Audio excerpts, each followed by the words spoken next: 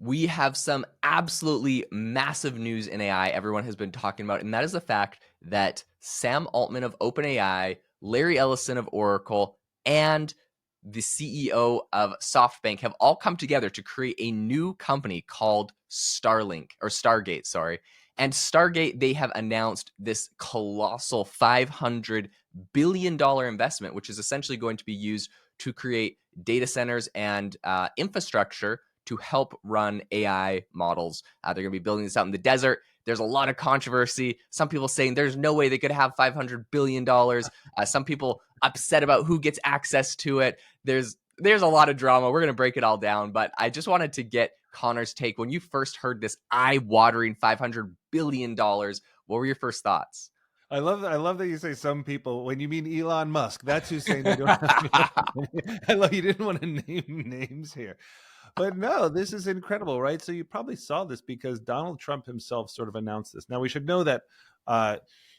Look, here's the not inside scoop on this, but here's what you need to know about it. Even though Donald Trump announced it, this is not his initiative. It's just the same way that a new president might claim credit for an air conditioning factory being built and all that kind of stuff. Donald Trump is up there because he's talking about it creating 100,000 jobs, because essentially what this is a shovel-ready infrastructure project. So it's great, quote unquote, for America. So with all the news around is AI stealing jobs, they can say with great conviction, and because this is true, they're probably going to create about 100,000 jobs in terms of just pure infrastructure, new engineers, all that kind of stuff. But what is actually happening here? Well, they're building essentially this giant data center. Why are they doing that? Because as Sam Altman of OpenAI and others have said, they need more compute. It's just that. And so the SoftBank CEO is Masayoshi Son. They've always been huge investors in this. They're essentially going to be financing it. Larry Ellison of Oracle is going to be running all the cloud stuff. And Sam Altman is going to be sort of overseeing the AI. I think that they, OpenAI, I don't remember what they chipped in. Maybe you can check this out, Jaeden. I think it's like 19 billion or something like that. But then Elon comes out, he's like, and because this was the first question that I had, I'll bet you did too, Jaeden. It's like, where's Elon, man? Like, what's happening here? Where's Satya Nadella from Microsoft, et cetera? These are just these three companies that got together like, look, we need this. We're not waiting on anybody else. OpenAI has had a long-standing kind of starting to fray rift with Microsoft, incredible partnership. But OpenAI keeps saying, we need more. And Microsoft's like, well, we don't have any more. So they're like, we're going to go over here and get it. They need compute to build their next models. This is broader than it sounds. Microsoft does have involvement. NVIDIA does have involvement, others too. But there's definitely organizations that are a little bit shut out. Elon Musk's XAI completely shut out, which makes me sort of wonder where this is all going, which is why he's sort of trashing it on X. Also, where's Google and all this? They will build their own things. They'll build their own supercomputers, all that kind of stuff. But Jaeden, this is the future right here. Giant data infrastructure to compete essentially with China. If China wasn't coming out with DeepSeek and things like this, and I know this was started before that, but like there is an urgency here, right? Yeah, 100%. So, all right, I'm going to get into some of the drama, and then I'm going to get into some of the stuff and that you've been talking about, which I think is really interesting. So first thing, when they made this big announcement on X, OpenAI was like announcing the Stargate project. The Stargate project is a new company. So I think that's also interesting. It's not like, this is a new initiative, but they're all coming into it.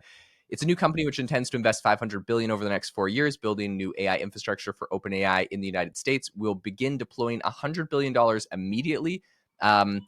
Elon Musk responds to this and says they don't actually have the money. SoftBank has well under 10 billion secured. I have that on good authority. Okay, so this is kind of everyone like, okay, Elon's kind of salty. Sam Altman replies at first is like, I really respect you and I hope that whatever. I don't know, he's trying to be nice. And then afterwards he's like, he's a little bit more like, you're just making crap up kind of thing.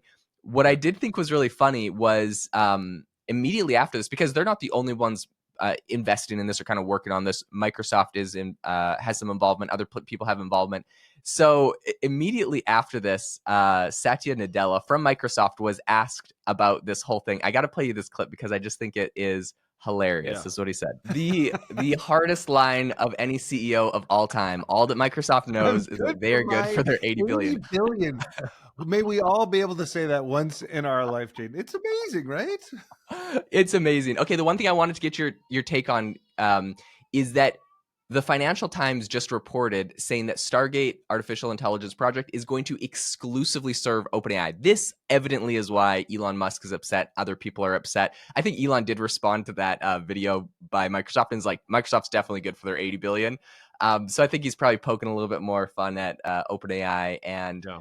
at SoftBank, because 500 billion is quite a big number. And maybe it's aspirational. Maybe they're deploying 100 billion now and they're going to make money from the stock market growing over the next few years and roll that into it. So I'm not really sure what their financial projections are. That doesn't mean they have to have the money today. But in any case, exclusively for OpenAI, what do you think Yeah. all the other AI companies are thinking about this? I mean, this is This, pretty crazy. so I'm glad you showed that. I hadn't seen this. That's amazing. That's amazing because, I mean, on one hand, you can think, well, who else would it serve, right? I mean, if you think about it, Oracle is going to make a ton out of this if OpenAI is allowed to leave Microsoft and use Oracle Cloud Service, and I think they are. That's my understanding. SoftBank is obviously going to make, I think, a ton out of this, but OpenAI, who's investing billions and billions and billions into this, needs this to stay ahead. I think about this a lot, Jaeden. I was thinking about this the other day, how again, like Microsoft, Google, places like that, they have businesses going already. They have like Copilot, they have Workspace, they have their cloud, all that kind of stuff. OpenAI lives and dies based on how good their AI is. They Yep. have a lead. They cannot give up that lead. I know we can sort of say that maybe AI is starting to get commoditized, and in a way it is. But right now, people use the word ChatGPT. They use it sort of in place of an LLM. Like they own the brand of AI right now. They cannot possibly afford to slip because this is all they do. It's sort of like Anthropic. Now, Anthropic has, which has the chatbot Claude, fantastic if you haven't tried it, has a phenomenal partnership with Amazon, and that could serve them just alone. I wouldn't be surprised if Amazon at some point bought Anthropic, just like somebody might buy Perplexity, just in the same way Microsoft essentially bought Inflection AI, which was a really great foundation model. They just hired them all away, including Mustafa Suleyman, to run Microsoft AI. But the fact that OpenAI has this, I'm so sorry, Jaeden. I got to get back into the drama because something we know about Donald Trump is that he loves when his sort of acolytes or his lieutenants fight amongst each other with two pool cues to see who comes out alive, right? And that's just kind of like who he is. And I would not be surprised at all if he's like, all right, Elon, go do your thing then. And watching Elon and Sam Altman fight it out. And again, not to get too, reality TV with politics, but it actually does matter because it really matters who Trump favors in this because of policy. Think about this, Jaeden. The biggest story here is maybe around regulation. It's the fact that, I actually got interviewed by the BBC around all this, and they were saying, well, couldn't this have been done by Biden? And I said, yes. In fact, it already was done under Biden. Why did they wait to announce it? Because Biden's regulation, forget politics for a second, but the Democrats' regulation was much more around safety around this, but safety in a kind of a controversial way that I don't think either you or I really totally agree with, which was slowing down progress by saying, hey, we have to check your models as they go. Once it hits this size, we have to check it. We have to see how it's going to impact jobs before we allow you to go forward. Whereas, and I don't want to speak for you, Jaeden, but I think we probably see eye to eye on this. Whereas the other idea from AI models is like, look, let us build it, but then otherwise we're going to be Europe, but let us build it, but then then regulate how it's used, right? It's don't Yep. sort of like stop the manufacture of knives and things like that. Like, but obviously like regulate whether people can stab each other. So Donald Trump immediately did away with all that instantly, which is why tech companies love him. So this feels like a regulation story as much as anything else.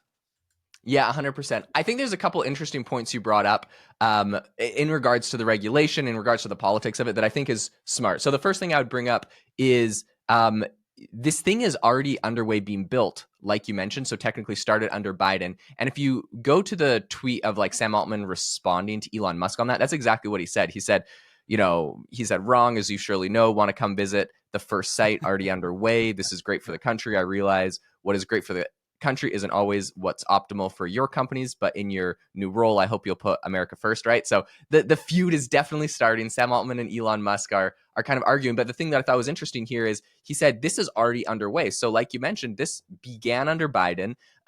Why did they wait to announce it till now? I think it's the exact same thing as if you remember when the last Trump presidency switched over to Biden.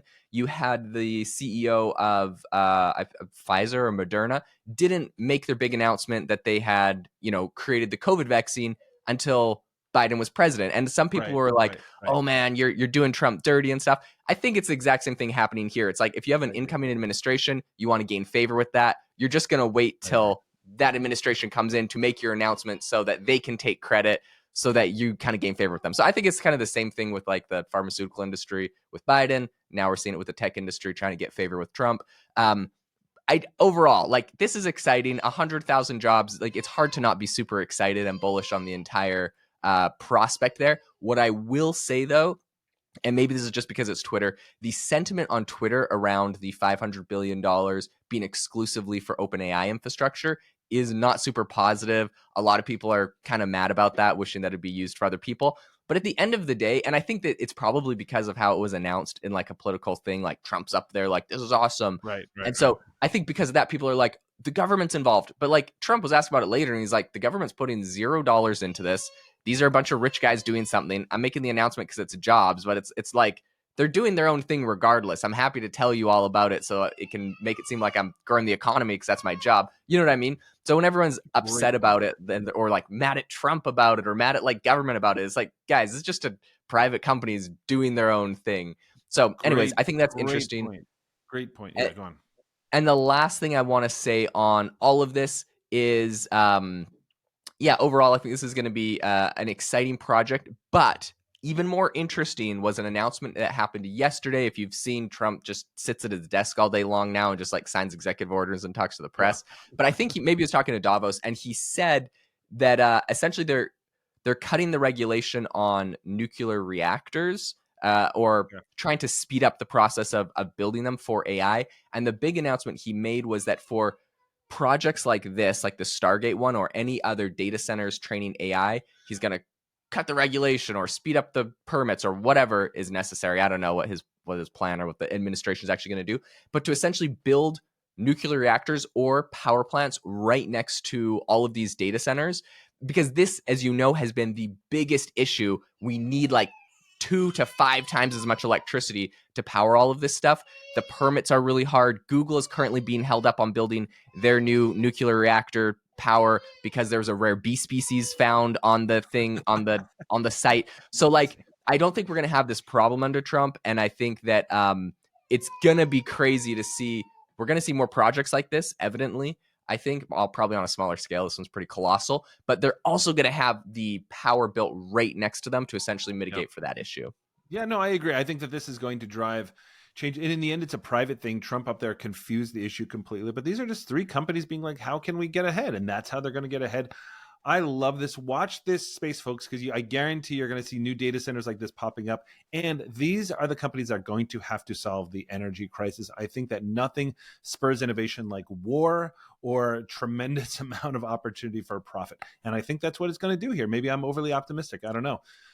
Listen, if you've enjoyed this podcast, as usual, we'd love it if you leave a rating and review. Maybe today is the day. I don't know. We'll see. I mean, you know what? Fingers crossed. But just know that Jaeden and I love this. We love being here with you guys, and we love seeing those ratings pop up. I mean, honestly, think about how you would feel if you got a rating. It's just like the best feeling ever. Thank you, guys. We will see you next time on AI.